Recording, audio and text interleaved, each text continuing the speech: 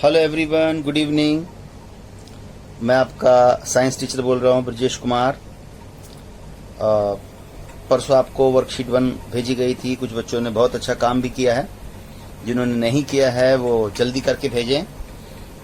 आज हम डिस्कस करेंगे वर्कशीट 2। पाठ का नाम है रासायनिक अभिक्रियाएं एवं रासायनिक समीकरण और टॉपिक का नाम है संयोजन अभिक्रिया। प्यारे बच्चों, चलिए अब हम इसको पढ़ना शुरू करते हैं कि मैंने हाईलाइट भी किया हुआ है खास बातों को। ये देखिए, संयोजन अभिक्रिया हमारा हेडिंग है। संयोजन अभिक्रिया, कॉम्बिनेशन रिएक्शन अंग्रेजी में, यह एक प्रकार की रासायनिक अभिक्रिया है। इस अभिक्रिया में दो या दो से अधिक अभिकारक मिलकर नया उत्पाद बनाते हैं, जैसे पौधों द्वारा कार्बन डाइऑक्साइड और पानी के संयोजन से भोजन बनाना। प्रकाश संश्लेषण एक संयोजन क्रिया है, क्योंकि दो पदार्थ मिल जाते हैं, कार्बन डाइऑक्साइड और पानी, और बना देते हैं ग्लूकोज और ऑक्सीजन। तो यह है संयोजन क्रिया, प्रकाश संश्लेषण। दूसरा उदाहरण देखिए, लोहे का, आयरन का हवा और पानी के संपर्क में आने पर जंग लगना। तो जंग लगना भी जो है एक संयोजन क्रिया है, क्योंकि आयरन और हवा की ऑक्सीजन दोनों मिलकर बना देते हैं आयरन ऑक्साइड, जो जंग है। एक और उदाहरण देखते हैं, आगे चलते हैं। ये देखिए, अगला उदाहरण आप देखिए। अगला उदाहरण है कोयले का जलना। कोयले का जलना, इसमें कोयला कार्बन है जमा ऑक्सीजन, तो बन गया कार्बन डाइऑक्साइड। पहले ये दो चीजें थी, मिलकर एक बन गई। जुड़कर जब दो पदार्थ एक बना दें तो उस क्रिया को बोलते हैं संयोजन अभिक्रिया। एक और उदाहरण देखो, हाइड्रोजन और ऑक्सीजन जुड़कर बना सकते हैं पानी। 2H2 जमा O2 = 2H2O।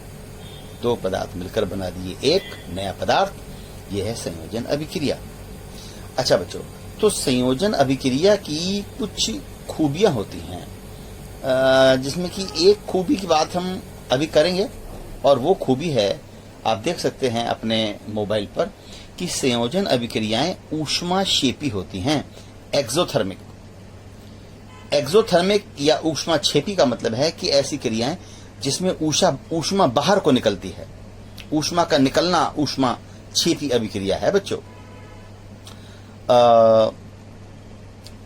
जैसे कि एक छोटा सा उदाहरण मैं आपको दूं कि आप समझिए, आपकी जैसे आप अपनी दोनों हाथ की हथेलियों को आपस में मिलाकर रगड़ने लगे, जोर से, विगरसली आप अपने हाथों की हथेलियों को ऐसे करके यूं रगड़ें, तो आप देखते हैं कि आपके हाथ गर्म हो जाते हैं। तो ये रासायनिक क्रिया तो नहीं है बच्चों, लेकिन रगड़ने के बाद हाथों को, हाथ गर्म हो गए, ऊष्मा बाहर को निकली, ये ऊष्माक्षेपी क्रिया है के जैसी है ना।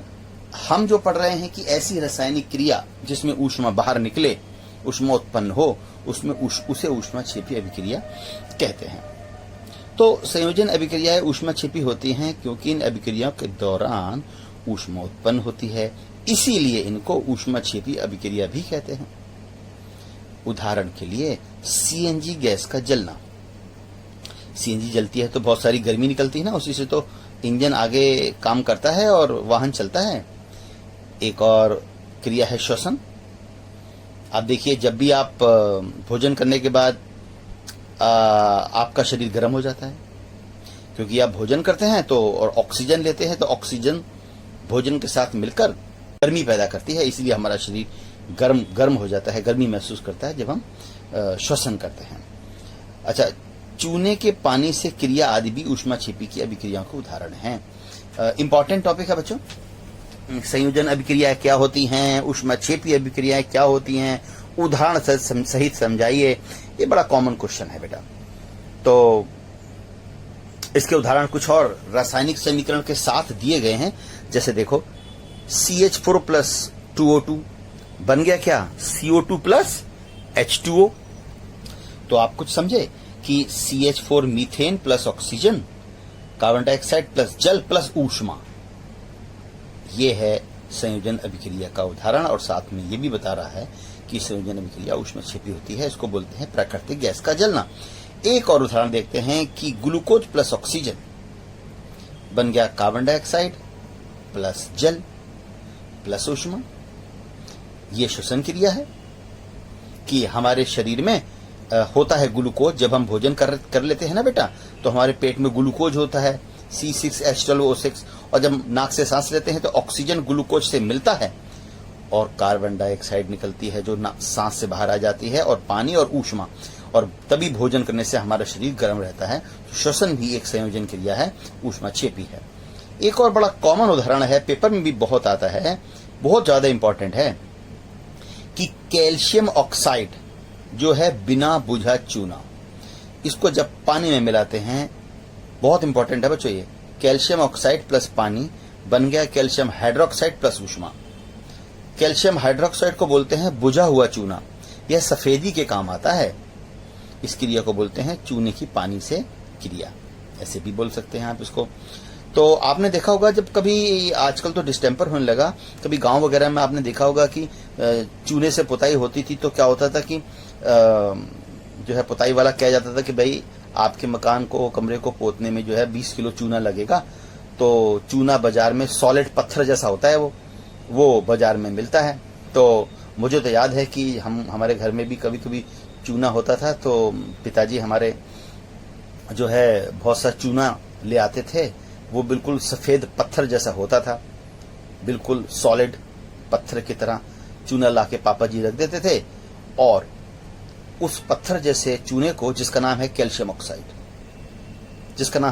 ऑक्साइड, पत्थर जैसा बिना बुझा चूना, तो पापा जी जो हैं वो उस बिना बुझे चूने कैल्शियम ऑक्साइड को एक लोहे की बाल्टी में, प्लास्टिक की में नहीं है ना, क्योंकि वो ऊष्मा निकलती है उसमें, लोहे की बाल्टी में, लोहे के ड्रम में वो उस पत्थर जैसे चूने को डाल देते थे।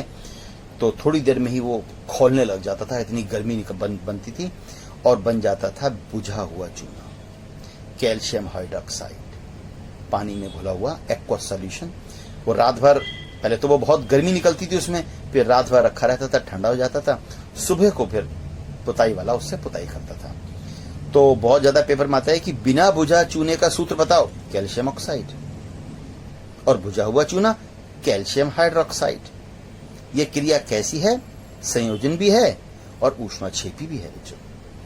तो आई होप यू अंडरस्टैंड। अब हम चलते हैं उन 3-4 सवालों पर जो इस टॉपिक पे हैं, ये आपने करके भेजने हैं मुझे। प्यारे बच्चों, 10वीं क्लास बोर्ड की क्लास है, तो सिंसियरिटी से पढ़ेंगे तो 10वीं पास हो जाएंगे। और 10वीं पास होने का मतलब है कि आप एक काम के आदमी बन गए, आपकी नौकरी लगना तय है, आप जो है सेल्फ डिपेंड होने की तरफ जा रहे हैं। 10वीं पास जो है पहला पॉज होता है जिंदगी में। तो बड़ी मेहनत करो बेटा। 4 सवाल है। पहला सवाल, बिना बुझा चूना क्विक लाइन और बुझा हुआ चूना स्लैक्ड लाइन क्रमशः हैं, ये तो अभी बताया था। CaO है बिना बुझा चूना, और ये है बुझा हुआ चूना। तो बिना बुझा चूना और बुझा हुआ चूना के उदाहरण हैं। बिना बुझा चूना CaO ना, पहले CaO आएगा, ये गलत है। ये पहला CaO है, लेकिन ये CaCO ये भी गलत, ये सही है।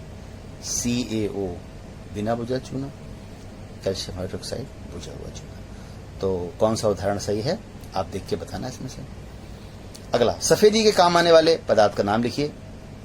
ये कैल्शियम हाइड्रोक्साइड जो है ना, कैल्शियम हाइड्रोक्साइड, ये सफेदी के काम आता है। तो इसमें कहाँ है कैल्शियम हाइड्रोक्साइड? ये वाला है। तीसरा सवाल, इनमें से जो भी क्रिया ऊष्माक्षेपी नहीं है उस पर चिन्ह लगाइए। श्वसन क्रिया तो हम बता चुके हैं ऊष्माक्षेपी है। मोमबत्ती के जलने में भी ऊष्मा निकलती है। लोहे के टुकड़े को पानी में डुबा दिया तो गर्मी निकलती है क्या? अगर निकलती है तो लिख देना भैया, और अगर लोहे के टुकड़े को पानी में डाल के ठंडा ही रहे तो कह देना कि ये गलत है, देख लेना। चौथा और अंतिम, इनमें से कौन सा संयोजन अभिक्रिया का उदाहरण नहीं है?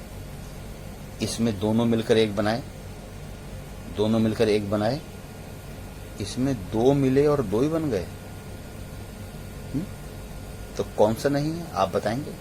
याद रखो कि जब दो मिलकर एक नया पदार्थ बनाए तब होता है संयोजन क्रिया। तो गुड लक बच्चों, काम करके दिखाना।